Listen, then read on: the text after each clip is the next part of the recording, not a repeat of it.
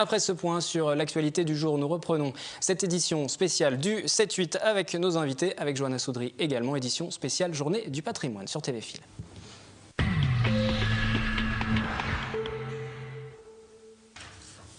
En plateau, donc, Catherine Jungas et Marie-Laure Estignard, directrice du musée de la ville de Saint-Quentin en Yvelines. Alors, chaque année, un thème est donné aux Journées du patrimoine. Cette année, lumière sur le patrimoine caché. Sur Saint-Quentin en Yvelines, par exemple, un parcours poétique est proposé à travers tout Saint-Quentin en Yvelines, une balade qui va être ponctuée de lectures devant les œuvres de l'artiste Martha Pan, dont vous parliez tout à l'heure, et à qui l'on doit notamment la grande perspective. Alors, comment ça va se dérouler? Comment cette visite va s'organiser?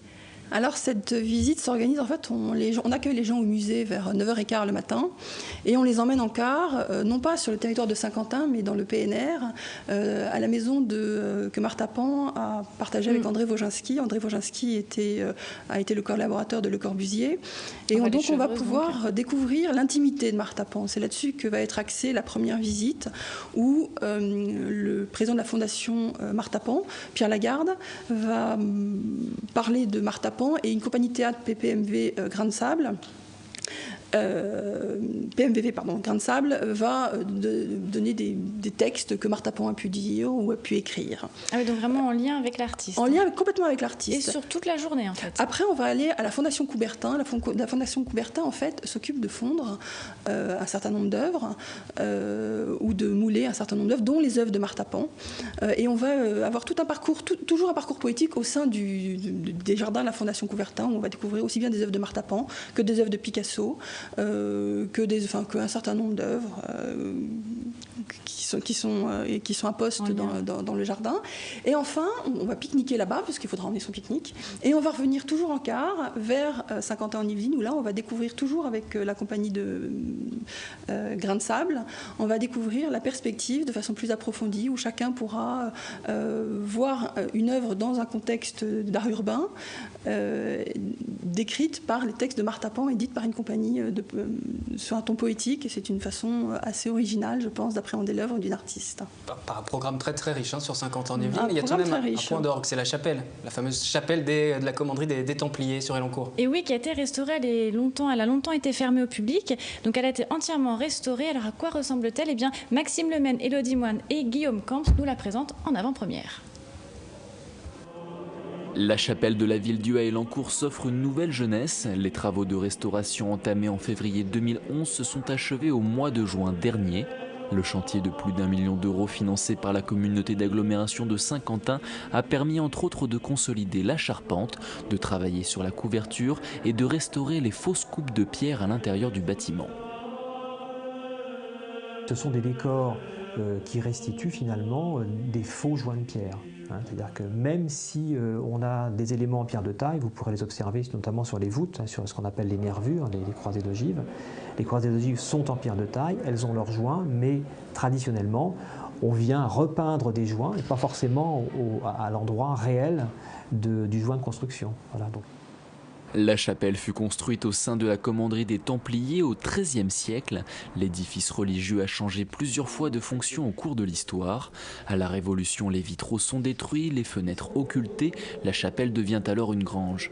Dans les années 60, elle est rachetée par un promoteur immobilier qui la revendra à l'EPA pour en faire un établissement culturel. Elle sera rénovée dans les années 70 par les architectes Delaunay et Bonnefoy. Aujourd'hui, la chapelle accueille des manifestations culturelles. D'ailleurs, samedi, à l'occasion des Journées du patrimoine, vous pourrez y découvrir le métier de vitrailliste.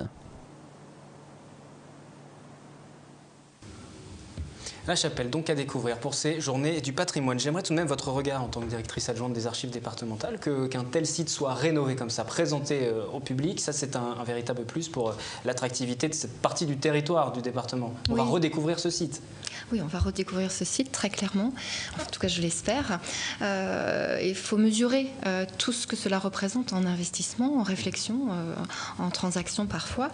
Et ce qui est très intéressant, c'est que c'est un lieu emblématique à des égards multiples, important pour le territoire lui-même, mais c'est une importance qui déborde le territoire. Et c'est un lieu qui a connu de multiples affectations. Je trouve ça très intéressant, ce passage d'une ferme finalement qui retrouve sa splendeur passée, qui retrouve son état initial. Le patrimoine s'enrichit, évolue. Voilà, de ce qu'on récupère à l'origine de la construction, ça évolue au fil des siècles. Ça dépend des partis pris des restaurateurs. Des architectes, mais il s'enrichit en signification, puisqu'il a connu, il a connu tellement d'états, il s'enrichit en signification.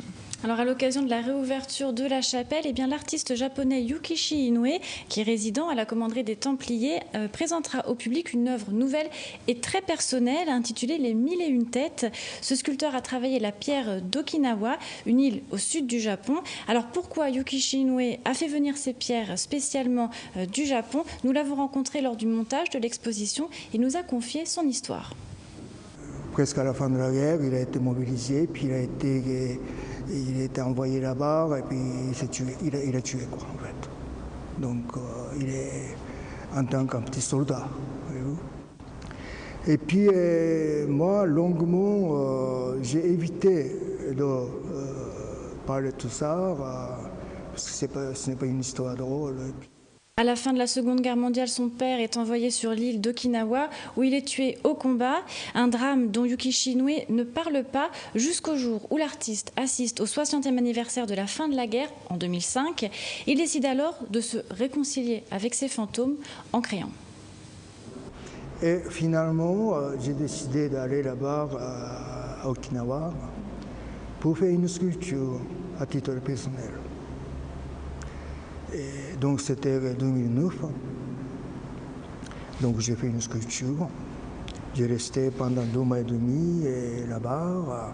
J'ai travaillé dans une carrière de pierre là-bas. Yukishi Inoue crée une grande sculpture de plusieurs tonnes. Il pense alors s'être libéré de ce souvenir difficile, de ce passé marqué par la disparition de son père.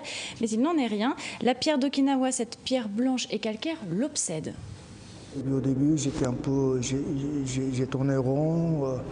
Qu'est-ce que je fais? Comment Et finalement, du coup, une idée qui est un peu commencée. Bon, dans ce cas-là, j'ai fait transporter la pierre. L'artiste japonais installé en France depuis les années 60 fait acheminer plusieurs dizaines de tonnes de pierre jusqu'à Elancourt. Et là, Yukishi Inoue trouve l'inspiration. Parce que j'ai pensé aussi une histoire de Japon, une histoire d'un temple de Japon. Où on trouve 1001 Bouddhas comme ça, dans une salle. Wow, comme ça. On disait que dans ces Bouddhas, on trouve toujours le visage de Bouddha, on trouve quelqu'un qui est parti, qui est mort, quelque chose donne un souvenir. 1001 Bouddha comme 1001 visages, c'est ainsi que sont nées les 1001 têtes qui seront exposées samedi lors de ces journées du patrimoine à Elancourt. Mais comme vous êtes une journaliste d'investigation, je suis sûre que vous les avez comptées. Combien? Est-ce qu'il y a 1001 sculptures? Non, il n'y en a pas 1001, il y en a une centaine à peu près. Même l'artiste dit que voilà, quand il compte, il se perd un petit peu dans les comptes. En tout cas, il y en aura une centaine en alternance avec des blocs de pierre brutes, donc non sculptés, non taillés. Du côté du musée de la ville, vous l'avez vu déjà cette exposition? Vous avez eu l'occasion? Non, je n'ai pas encore vu cette exposition. Je la découvrirai comme tout le monde ce week-end. Ce sera votre programme pour les journées du patrimoine? Oui, ce sera un de mes programmes, il y en a beaucoup. Effectivement, il y en a beaucoup sur Saint-Quentin. On peut citer, on va en citer quelques-uns. Juste un rappel, il y a un spectacle un dimanche, toujours sur cette exposition dont on voyait les images. Voilà, en écho avec donc, des danseurs qui vont travailler un petit peu les expressions du visage, en écho bien sûr à l'exposition de l'artiste Inoue.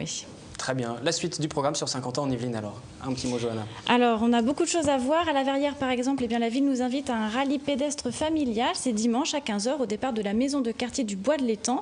À Magny, aussi, ouverture de l'église de Saint-Germain de Paris entre 10h et 18h, samedi et dimanche. Et puis à Montigny, comme chaque année, ouverture du fort de Saint-Cyr pour les archives photographiques de France. À Voisin, dernière date, dimanche après-midi, un après-midi musical avec entre autres les solistes de Versailles. Ça durera encore un peu plus d'une demi-heure jusqu'à 19h si vous nous suivez en direct. Le 7-8 est consacré aux journées du patrimoine sur TV Film. Et quel sera justement votre programme durant ce rendez-vous annuel des 15 et 16 septembre? Vos réponses.